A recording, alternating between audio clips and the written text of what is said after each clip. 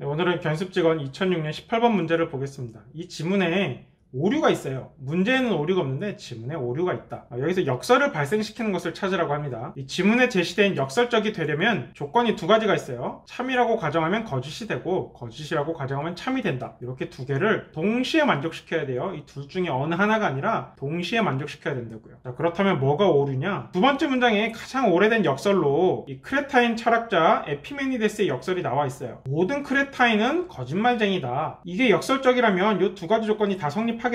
그래서 먼저 참이라고 생각을 해보는 거예요. 이 문장을 참이라고 했더니 이 문장 내용에 의해서 이 에피메니데스도 크레타인이니까 이 말은 거짓말이 돼요. 참이라고 했더니 거짓말이 된다. 따라서 이 첫 번째 조건은 만족합니다. 여기까지는 오케이. 그런데 이 문장을 거짓이라고 가정해보면 어떨까요? 그럴 때도 이게 참이 될까요? 이 문장이 거짓이면 무엇이 참이라는 거죠? 어떤 크레타인은 거짓말쟁이가 아니다. 이거죠? 이 정언문장 모순은 이렇게 만듭니다. 그래서 이 문장을 거짓이라고 하면 요게 나오는데 요 말로 인해서 이게 다시 참이 될까요? 그렇지가 않아요. 이 어떤 크레타인이 에피메니데스라는 보장이 없어요. 이런 보장이 있으려면 크레타인은 에피메니데스 딱 한 명뿐이다. 이 조건이 필요하고요. 추가로 이 거짓말쟁이가 아니다라는 건 무슨 뜻이냐면 늘 거짓말만 하는 것은 아니다예요. 늘 거짓말하는 것은 아니다. 그러면 가끔 참말도 한다는 거죠. 따라서 이 말이 참이 되려면요 조건이 하나 더 필요해요. 이 에피메니데스가 이 제시된 말 외에는 전부 거짓말만 했다. 그런 조건이 추가되면은 이 말은 참이 됩니다. 즉 크레타인이 단 한 명뿐이고 그 단 한 명의 에피메니데스가 이 말을 제외하고는 전부 거짓말만 한 경우에만 이게 다시 참이 돼요. 그런데 그런 조건이 없죠. 없단 말이에요. 어디 크레타인이 한 명이라는 조건이 있으며 어디에 이 문장 빼고는 전부 거짓말이라는 조건이 있어요. 따라서 2번은 일반적으로 성립하지가 않아요. 그래서 결론이 무엇이냐? 아주 단순해요. 이 에피메니데스의 역설이라고 불리는 것은 사실 역설이 아니에요. 왜? 참이라고 가정했을 때 거짓이 되면 우리가 일반적으로 뭐라 그래요?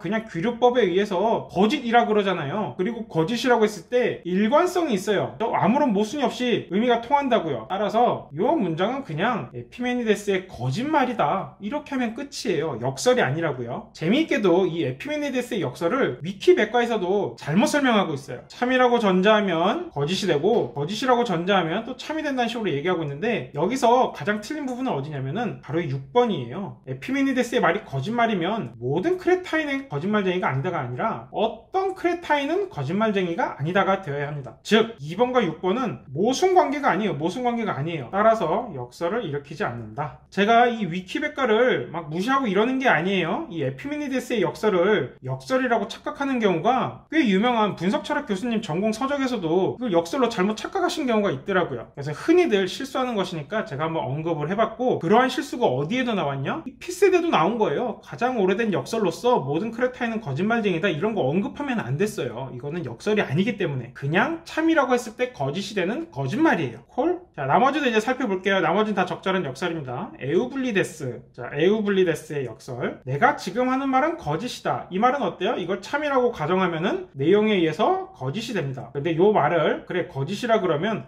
이 말이 거짓이라는 말은 또 참이 되죠. 따라서 요 두 개를 동시에 만족하기 때문에 이 에우블리데스의 말 요건 역설입니다. 그리고 요거랑 똑같은 구조가 뭐냐면 기역이에요. 이 문장은 거짓이다. 지금 내가 하는 말은 거짓이다. 완전히 똑같기 때문에 기역은 참입니다. 기역은 역설을 발생시켜요. 벌써 선제 하나 해결했네요. 그 다음에 제시된 게 이 변형된 형태라는 게 있죠. 이 명령을 따르지 말라. 이 명령을 따르려고 하면은 따르지 않아야 되고 따르지 않으려고 하면은 따르게 되는 그런 두 가지 조건이 동시에 성립하기 때문에 역시 역설이라고 할 수 있어요. 사실 이 화용론적 역설은 이것도 약간 결이 좀 다른 거긴 한데 비슷하게 볼 수도 있고 이거에 대한 또 반박도 재미나게 할 수 있지만 일단은 이것과 비슷한 종류의 역설을 그냥 알아두는 것 정도로 여기서는 마무리하겠습니다. 이 약속을 지키지 않겠다고 약속한다. 이 약속을 지키면 지키지 않아야 되고 지키지 않으려고 하면 약속을 지키게 되는 구조에 빠집니다. 마찬가지로 내가 이기지 못한다에 내기를 건다. 생각해보면 다 비슷한 구조의 역설을 일으킴을 알 수 있습니다. 그래서 마지막 이 그렐링의 역설이 나왔습니다. 이 호모로지컬이랑 헤테로로지컬은 번역하시는 분에 따라 다르긴 한데 글자가 3개밖에 없으니까 그냥 우리가 부르기가 쉬워서 괜찮은 번역 같아요. 여기서 동술적의 의미는 뭐죠? 스스로에 대해서도 뜻이 참되게 적용된다 라는 거죠. 그래서 뭐가 역설적이냐 했더니 이술적이다가 역설적이래요. 왠지 한번 볼게요. 이술 이술적이다가 이술적이 맞다 그러면 스스로에게 적용이 되는 거죠. 따라서 이술적이다는 스스로에게 참인 동술적이 됩니다. 여기까지 이해할 수 있죠? 자, 이번에는 이술적은 이술적이다가 거짓이라고 해볼게요.